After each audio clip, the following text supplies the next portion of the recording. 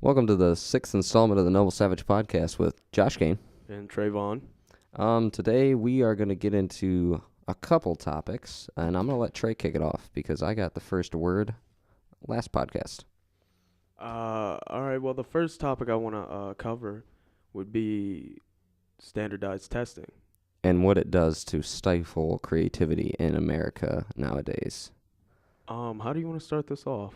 I would want to say, some opening thoughts is that I think we talked about the Industrial Revolution, how you're teaching to a standard that's not quite practical. And I think what happens is teachers start to teach to the test. And when people, when there's one goal towards learning, and that one goal towards, all schools' funding comes from results on tests. When you hear excellent with distinction, people who go to Woodridge hear that a lot. People who don't, you know what I'm talking about. Every school has a rating. And when you make the schools teach to the test, that's where you destroy creativity because you box in what they have to do. You put restraints on what they can teach. And when this one thing is what makes... and this one thing that isn't relevant to anything you're going to be doing in life. And the only reason the test is there is so a company can make it and make money off of it. So you have to pay to take it. But you constantly are... when they are teaching this rubric towards the test, there's no room for creativity because there's not an art section on this test. And we're not saying, when we think, open your horizon when we say creativity, we're not talking about just painting. We're talking about every art. Like Trey has mentioned so many arts. Like, anything you do is an art. Cooking, washing dishes, martial arts, anything. This podcasting, broadcasting, talking, reading, all of it's art. And you really lose the essence of your true self because... rigorous structure is not part of who we actually are. We're not meant to be put in these confined areas, which is standardized test is just another way to do that and to standardize us as human beings, you know what I mean? And that's how creativity dies. So, that's my thoughts on it. Well, yeah, I completely agree. So I think we're going to go hand in hand here. But, yeah, in standardized testing, it'd be to whose standards, the company. Why can't we have these standardized tests that we can actually apply to life? Like, why? I think standardized testing should be more of a logical type of testing. I don't even agree with it at all. Yeah, standardized testing is very backwards because what happens is all the creativity is that not only was creativity in the rear view mirror of educational system before standardized tests, but as soon as they were implemented, all attention that was towards that is gone because we're not all the same, and a standardized test treats us as if we are all the same. And then you get programs like No Child Left Behind Act and such things. Right. And those things just force kids to not learn the right things, you know what I mean? Like just the bare minimum, and it teaches complacency, and that's not what you want. You want to strive for the epitome, the peak, the best, and the best way to do that is to be well-rounded. And a standardized test is the last thing you want to do to make yourself a well-rounded, educated person. But that's about all I have to say. It's a brief topic. Nothing you really need to go into crazy detail. But we did want to bring it to the attention that creativity was truly stifled by standardized testing, in our opinions. No, because it's some type of it's deductive, is what it is. Like it's taking it's putting these kids on the same conveyor belt and seeing which one passes the test. It's very unfair to someone who would grow up in a different economic condition, like I was saying earlier, people, there was the guy that had the talks who would say that black people on test scores are inferior to Caucasian people. And yeah, even if that is true, because in a lot of cases it is true, but it's because there's different economic conditions and there's different cultural conditions. Yeah, they don't really have the means to. We don't. Exactly. You can't blame. They're put in their situation and they're product of what they see. And I did want to bring this up before I forget. This is just a fresh thought in my mind. I heard today. I heard a speech that we are a product of our environment and we act almost as plants, not as humans. We just want to. People lay the seeds in where we are, and then we in our ecosystem, which is our city or our town. And what we do is we want to strive to be something bigger than ourselves. So if someone's in an urban situation and it may not be the best thing for them to be a crack dealer or to put a gun to someone's head. But if that's something bigger than themselves, to be something extreme, and someone who's looked upon with, not respect, but, fear, but that is almost a form of respect. People always want to strive to be something bigger than themselves because it's easier to be bigger than yourself than to find yourself. But that's how you see these inner city kids who all they see is violence and drugs. Right. So they want to be part of that. They want to be part of that equation. And it's with anything else. It's just how we are. We want to be part of something bigger. And that's the problem, is they're constantly bombarded by these images that, drugs are the answer, that you're just going to make a bunch of money, no questions asked, and no works behind that. And that's the problem, is it's that image is what's keeping them down, and if they could free themselves from that image that they need to be that, you would see those test scores even up, you know what I mean? But I just wanted to say that the means by which if there is inferior test scores, not saying there isn't, but if there is, you can't blame them because they're trapped under this oppressive, this image of something they have to be that's not true at all. It's ludicrous. It's completely crazy. I think standardized testing it's valid, but it's not sound. And what I mean by that is to put this test in front of a kid and have him do it, and then based his results on on a rubric of that test. If every kid gets that same test, it's valid. But it doesn't mean that it's sound, as in it pertains to everyone or to logic or to anything that you can apply in life. Yeah, if I say this pen is blue and it's gray, and then I say my phone is the same color as the pen, so the phone must be blue. That's not sound. Right. But it's valid. But it's valid because obviously if the pen's blue, the phone's blue. That's like saying this wooden table here that I'm touching is a tire. So therefore wood is rubber. Yeah, that's exactly. valid. That's but valid, it's not but it's not sound. Obviously, this isn't rubber from its textual meaning. It's wooden. We like to talk about tables a lot, don't we, Trey? It's just the tables are where it's at. It supports everything we do, literally. No, but another thing, we're going to start doing these Q&A sessions on YouTube, but until we start establishing video and what we do, we're going to answer any questions that people have in the podcast, and a question came up about bad habits. And we got some good stuff on this. Bear with us here. I did some. It happened to tie into directly what I was reading today, and just in casual study.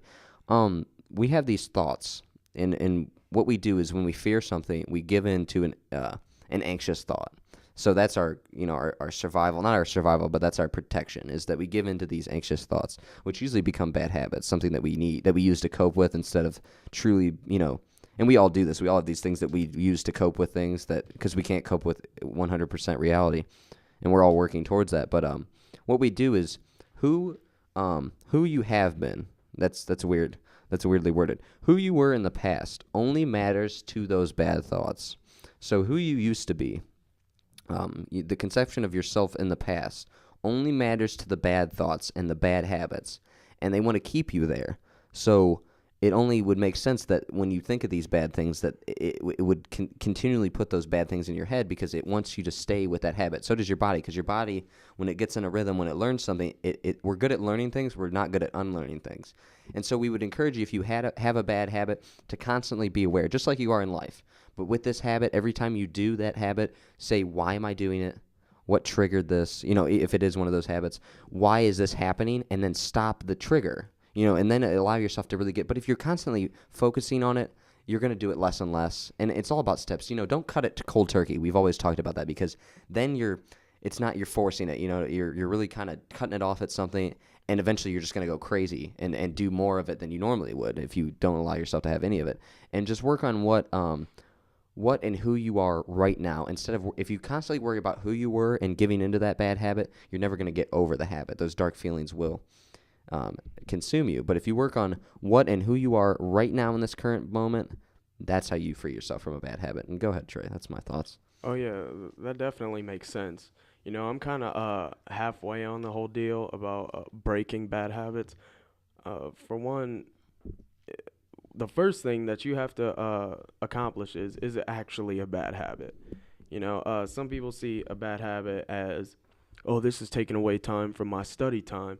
It's really a vague topic, because I really can't put it into one certain circumstance, because it goes. But to speak in general here is that like quitting cold turkey is definitely the easiest way to go about it. I would say, like time wise, but it's not the most Practical. effective. Yeah, it's not Yeah. very practical. So, and what people don't understand is the mind controls the body as much as the body controls the mind, which means you guys coincide. So, if you're doing this bad habit, uh, maybe associate it with something negative or something negative that could come out of it, and then your mind subconsciously will put that habit in the same category as bad things. So you just threw that habit into the bad things category, and therefore you will be consciously aware that what you're doing right now at this time is bad if you're doing that habit.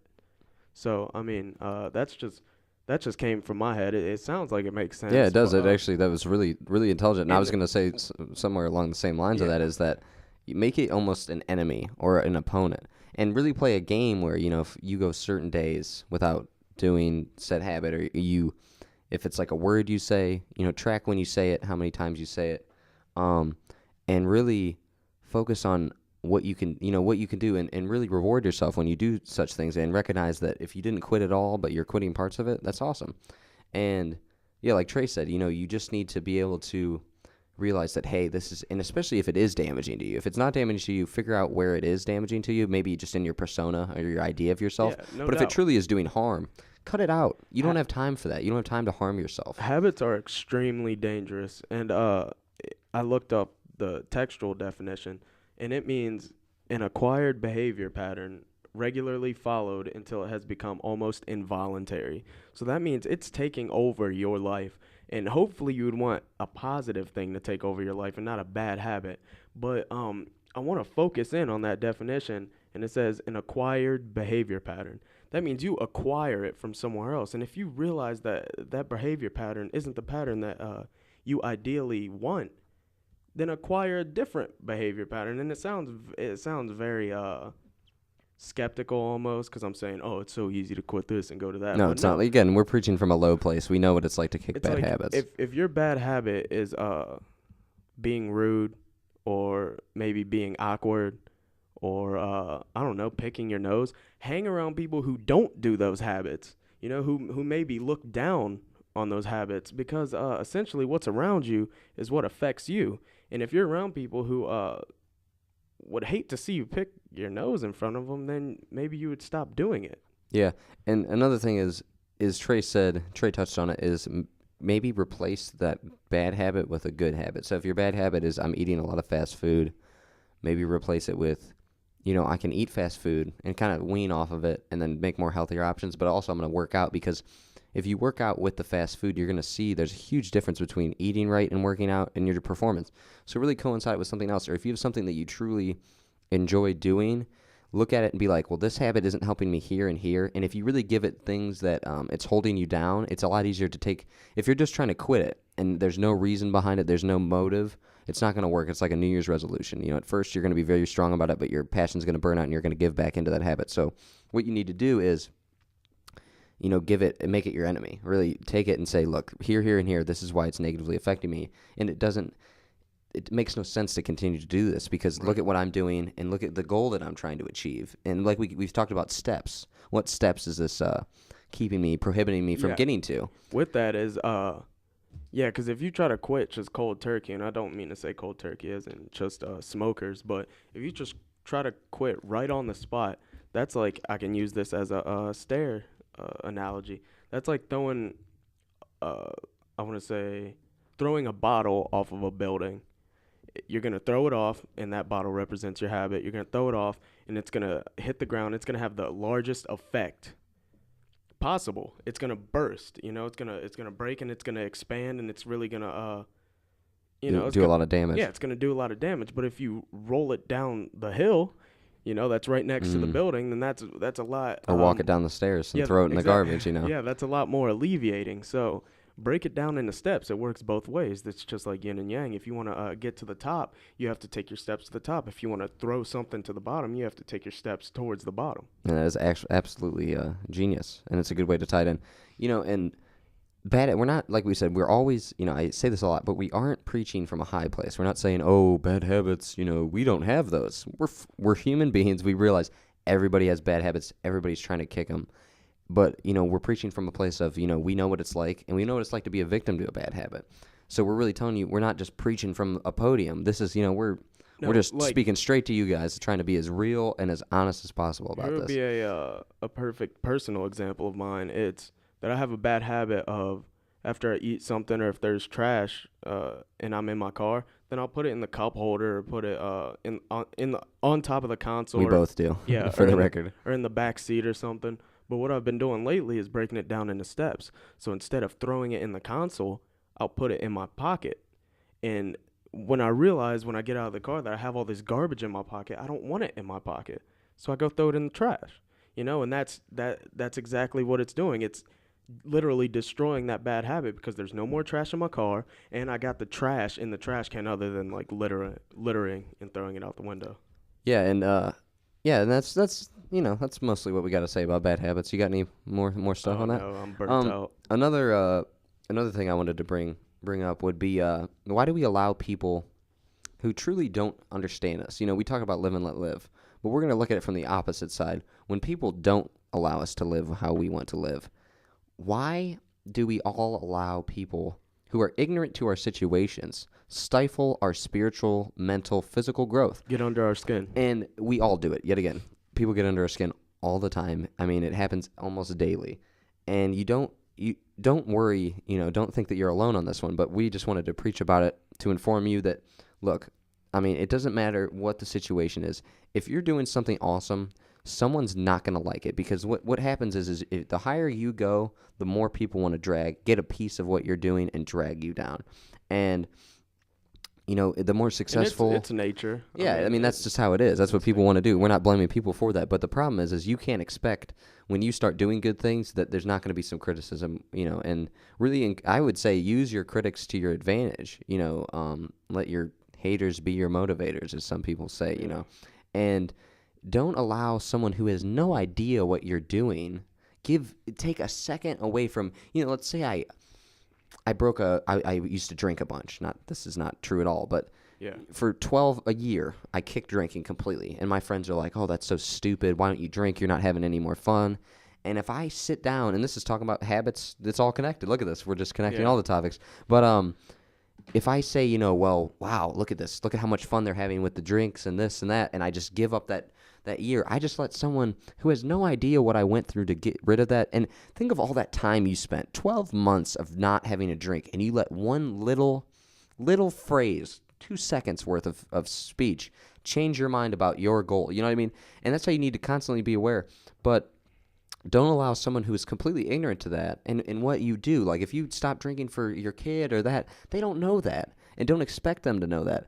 And if they're ignorant enough to say that, they shouldn't have any power over you. Don't allow them to take that great accomplishment of not drinking for a year away from you. Maybe ignorant might be a little abrasive, because it could be people that have good intentions. And also uninformed. Yeah. Uninformed would be a better. Yeah, ignorant. I mean, we use ignorant in a very light sense, But yeah, he's right. And someone who is not aware of your current situation, not ignorant. Ignorant's a very hateful word. I don't mean it in a hateful intention here. But we can't allow those little things to impede our growth, because we'll never grow. Like Trey said, if you can't get past a small wave, don't expect to get to the other side of the shore. Or, you can't.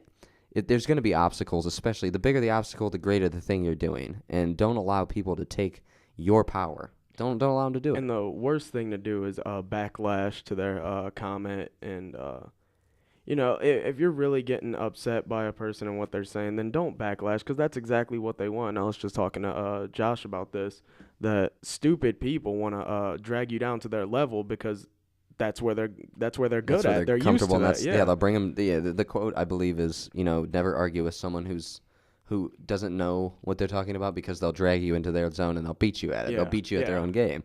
And we're not saying that we're smarter than anybody with that comment, but it's a really funny quote. And that's what happens, is they'll drag you down in the mud, and that's they practice in the mud. They're there. In the mud. That's where they're at, and they'll beat you there. So don't allow them to take what great things you have done and muddy them up. Don't allow 12 months to be ruined by 5 seconds of just, stupid comments. And, the problem is that's again the ego getting in. Yeah. Oh, someone's talking bad about me. I need to talk bad about them. And that's the thing is you need to remember the reason that they're if we can't attack what people are saying, we attack the person who says it.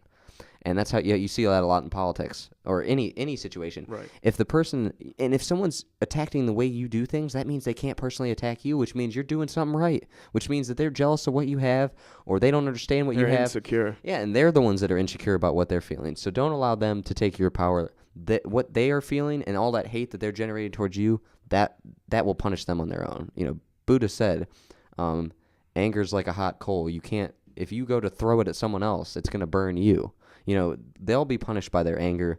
They'll be punished by their hate or whatever that they're spewing towards your beliefs. Don't allow them to take a second of what you have done and what you're doing. And just keep moving forward and really allow that to be a growing experience. And don't always get so defensive because just take what everyone says lightly. I had a situation yesterday where I responded to someone's question and then they backlashed at me saying it was intellectually lazy. But I was like, okay. And I looked back at it and I wasn't intellectually lazy. And then I brought forth the full expansion of the question. It was a very long expansion. It was awesome. Yeah. And it's just, we always say this, it's a cliche now. It's take it with a grain of salt.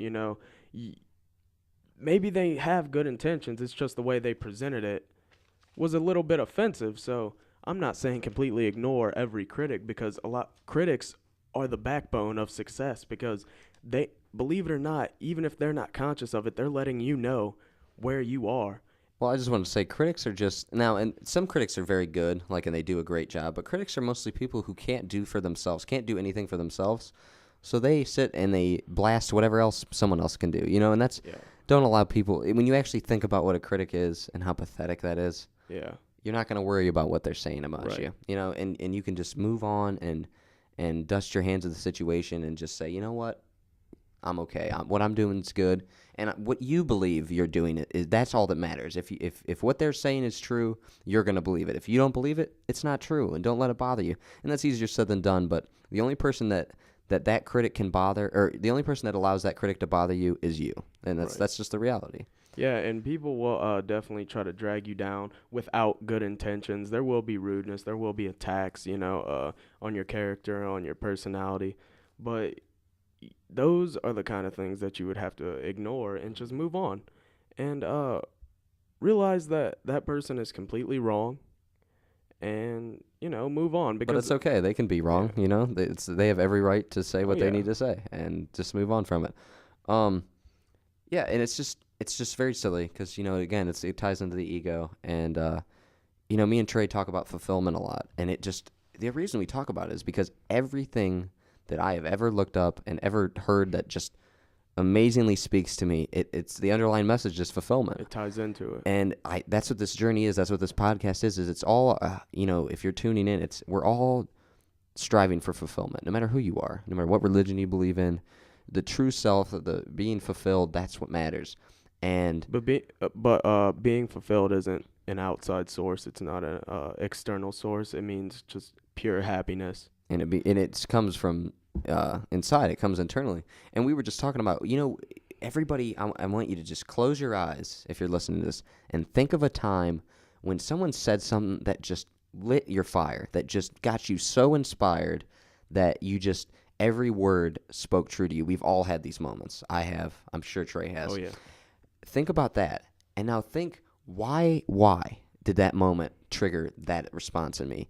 And I think it's a lot of our true self is in there. It's not, we can't go looking for it. There's no book that's going to tell me, find my true self. And when someone says something to you, or that voice tells you that this isn't right, it's not right, the voice is telling you, or someone says something that just gets you going, makes you want to just move mountains. That's the true self coming out, and you need to sit down, you need to write it down. What triggered your you to do that is your true self, and it's a beautiful thing when your true self reveals itself. I just said self a bunch, my bad. But you really have to capture those moments and really capitalize on those moments, because it's your brief look at fulfillment in this world that is just so unfulfilled. But go ahead, Trey. I've been rambling on. No, I've just been listening. I kind of admire when you get into these big, These big long psychological spiels. rants, yeah. Yeah, but yeah. I mean, seriously, you are you. You know, don't let anyone else impose themselves onto you. You're yourself. Now, take everything and be open and be flexible and try to realize their source of that. And if it's their insecurity, then that's their problem, and you can completely bypass that negativity. But if it's actually a problem of yours, then try to get outside your comfort zone and realize that, yeah, okay, I need to change this. And you just tell that person thank you, because you know they're expecting that negative uh, backlash where they'll drag you into the mud and beat you at it, you know. And, we stress a lot of these, like, big, important intellectual ideas, and it's really the little things that count. Just enjoy life. If you're never in the present moment, constantly looking back on mistakes and constantly looking forward to things, putting illusions in things that aren't going to happen or that just we believe are going to make life better, like a more money or this, that's not going to make you happy. Living in the present moment, recognizing those great little things that can make your day better are amazing. I mean, I could sit here every day and say this day sucked because of this, and this. But on the other hand, I can easily do the same for a positive. And we just encourage you to have fun, and take days off and enjoy yourself. We're not, even me and Trey, as busy as we are with, doing all this and what we're doing, me and him take days off. We take, we take our time off. You just need a healthy mix of everything. And if you're not living in the present, then you're not living at all. No, then you're not living, because your body is physically there, but what's the body without the mind? If you're stuck on something in the past, then you'll never get past it. And if you're praying and hoping for something to happen in the future, then you'll never do anything to get to that future, because you're not taking your steps up to the top of the staircase. What's the homework assignment for this podcast, Professor Trey? I would have to say count your breaths. Here's what I mean. This really makes you aware. And I told Kane about this a couple of weeks ago. It's awesome. It's really cool. Yeah, I was kind of timid on telling you guys, because I was being selfish and to see if it really works. But it does. It definitely does. It's to really appreciate everything that's happening and to really sharpen your awareness is when you're breathing, you're just a natural, rate of breath. Count those breaths. You don't have to count them out loud. People might look at you strange, but to get away from that, just count your breaths, and that really ups your mental awareness, because you really realize that your body is amazing and everything around you is amazing, because we take for granted our sight, our breath, our all our senses. We take everything for granted, and if you just count your breaths, it's a really relaxing, soothing yoga type of experience. Yeah, and especially if you're having a rough day, do it. But we just encourage you, get somewhere where there's, you're alone and dark, because like I said, we talk about all the time, you're overstimulated by all these things, just get away from it a little bit. Give yourself some time to really just focus on you, pick yourself apart, because that's when you find out truly who you are and truly what you can do with the bad habits, focusing on it. Just use it as your time to focus on the little things. And yeah, if you're bored in class, and you have your hand on your cheek and you're not, just count your breaths right there. If you're on an airplane flight, you're really bored, count your breaths. It's perfect. It's like a little game you can play in your head when you're bored. And it's an escape. You can get away from all the crap and all this stuff. Some shout-outs are in order. We encourage you to look up a man named Mylan Murphy, former Woodridge grad. His website is mylanmurphy.com. We'll throw it in the comments or the description under the video. But mylanmurphy.com, so it's MYLANMURPHY.com. And he's a very awesome story. He's going to help us out a lot on our journey, and we're going to do our best to help him out. And he's a really cool dude and someone I'm honored to know. But we told him we'd give him a quick shout out.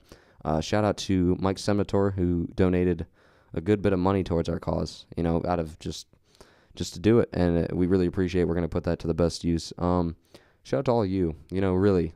I mean, we can't stress enough. We say it, but we're going to keep saying it. Your support.